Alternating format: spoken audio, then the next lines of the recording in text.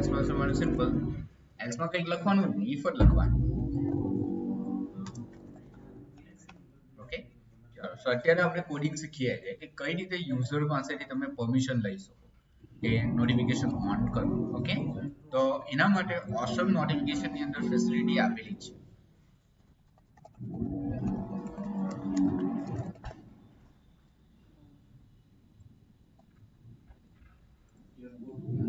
તો ભાઈ આટલે એક એક્ઝામ્પલ જ આપ્યું છે.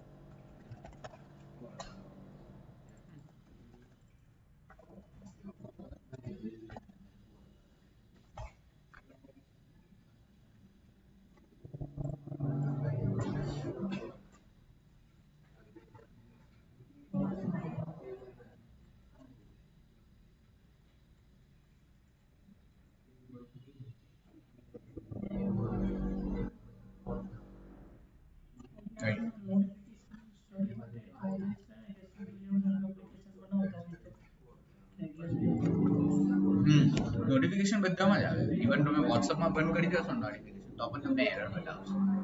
ઓકે, ચલો. સો આ પ્રોસિડ્યુર છે, આ પેલી એના માટે. તો જો ઓસમ નોટિફિકેશન ની અંદર છે awesome notification dot is notification allowed. Then જો ઇઝ અલાઉડ હોય તો જ આની અંદર કરવું, બરાબર.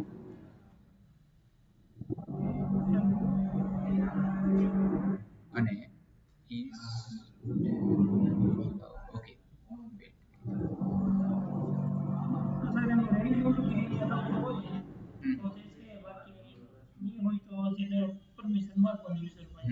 બસ એ જ કરવું છે.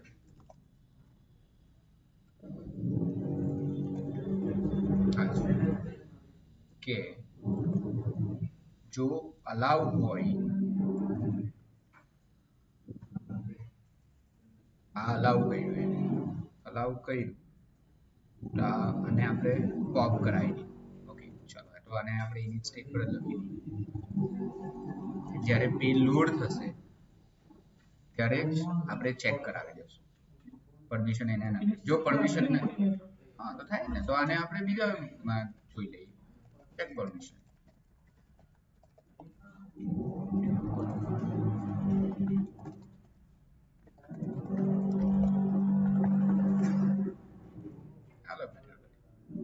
એટલે ઇનિટ સ્ટેટ થશે તો ઓસમ નોટિફિકેશન શું ચેક કરશે કે એને અલાઉ કર્યું છે. જો નહીં અલાઉ કર્યું હોય તો આપણે એક અલગ ડાયલોગ બનાવી દઈએ કે પ્લીઝ અલાઉ, બરાબર.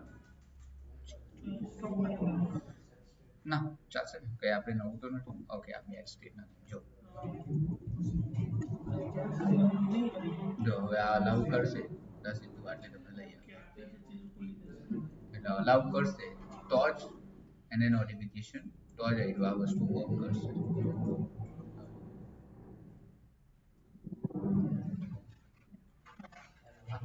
એટલે એના માટે આ પરમિશન લેવી પડે.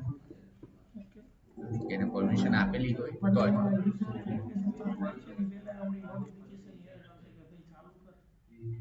તો આ વસ્તુ સ્પ્લેશ સ્ક્રીન પર મૂકી દેવાય.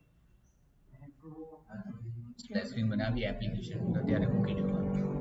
ઓકે, ચાલો. ક્લાઉડ ની અંદર આપણું બાકી રહ્યું પેલા નોટિફિકેશન ચેક કરવાનું એ ફરીથી હું કરાવી દઈશ.